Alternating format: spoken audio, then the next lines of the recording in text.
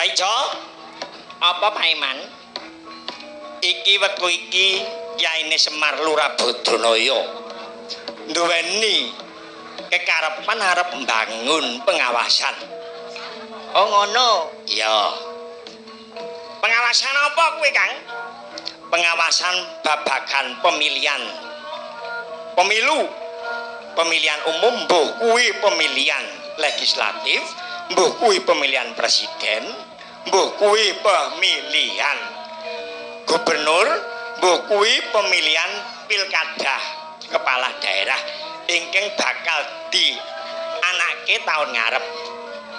Sebabnya kenang apa kok yaine Semar Badranaya arep mbangun pengawasan iki nalarik piye, Kang? Wis ora lumrah meneh nek dina iki jamane wis jaman edan. Najan regulasi kuwi wis ana sing gawe ya para DPR ning padha dilanggar dhewe, ngono. Mula nggunake akal sewu akal sing penting bisa kasembatan dadi ratu. Cilik ning desa dadi lurah, gedhe dadi ratu. Mbok kuwi saranane apa? Mbok kampanye hitam lan liya-liyane. Apa meneng jaman saiki akeh sing jeneng money politik ya? Ya, kuwi sing jeneng air money politik, money politik bodoh. Oh ya. Mulai ditonton kaya ngopo kiprahe? Lurah Semarang nggone arep mbangun pengawasan pemilu iki. Najan piyayine lembah mana ora ngingkiri dane iki dadi komisioner Bawaslu lho Kang. Ayo ditunggu kaya ngopo babaring lakon Semar bangun pengawasan pemilihan umum. Ayo Kang.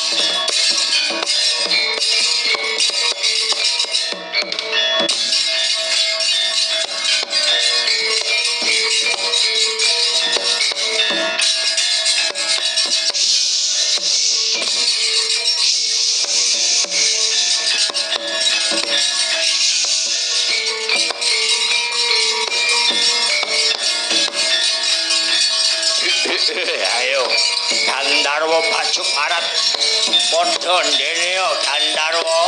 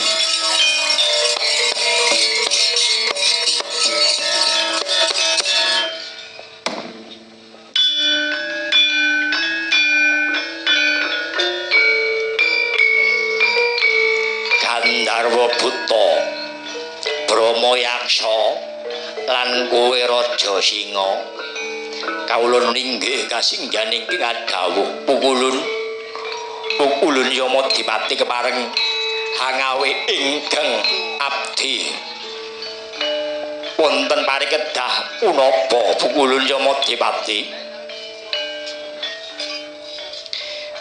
lan kowe raja singa nuringgih kasinggihan wonten parikedah punapa pukulun Yama.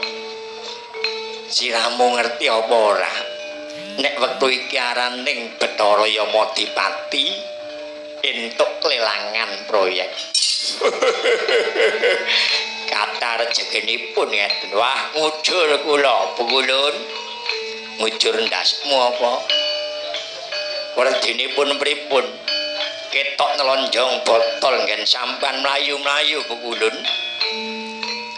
Wanter dawuhe pukulun Bathara Guru ing kayangan lamun ta Bathara Yamadipati dina iki diparingi SK Kadewatan Suralaya ingkang pinanggenah tumurun ing Mercapada murung nanggone Kyai Semar Badaraya arsa mbangun pengawasan.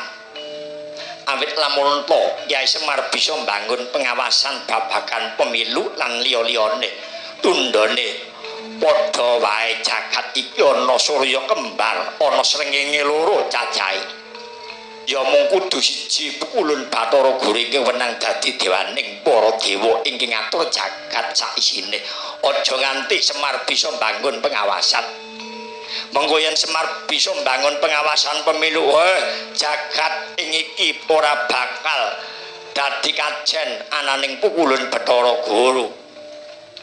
Buta-buta ora bakal entuk proyek awit ora ana calon DPR, calon gubernur, calon bupati ingkang andum-andum dhuwit dadi proyekmu kowe. Wah, nek ngeten kudu dipateni Semar niku.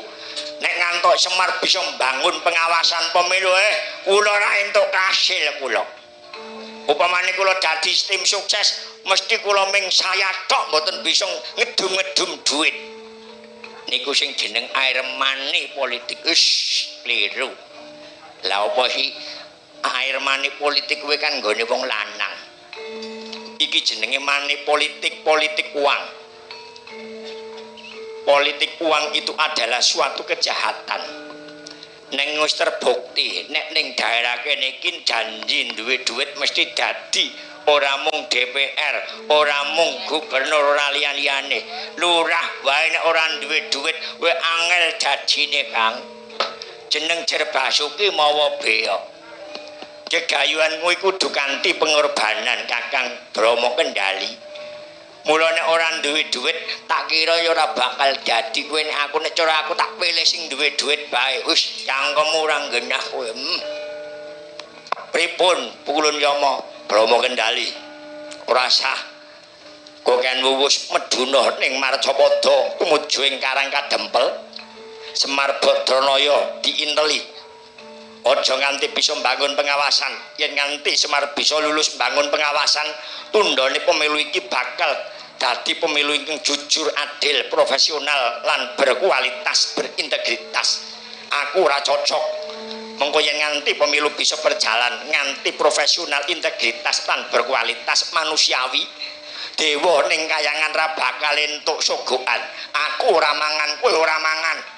Kaliren ra iso makani anak bojo mati enteng proyeke. Wah, tak pikir-pikir leres sampean Pukulun. Kudu dipateni Semar. Kudu dipateni, pokoke janji ora setuju karo money politik, kudu di ngono bae lah. Monggo kula teraken benjang kapan yen pun kula bidal. Najan colo obor sambung lintang. Muduna dina saiki uga aja nganti kedisikan nggone ya Semar Badranaya aso mbangun pengawasan pemilu kuwi mau monggo kula teraken Pukulun.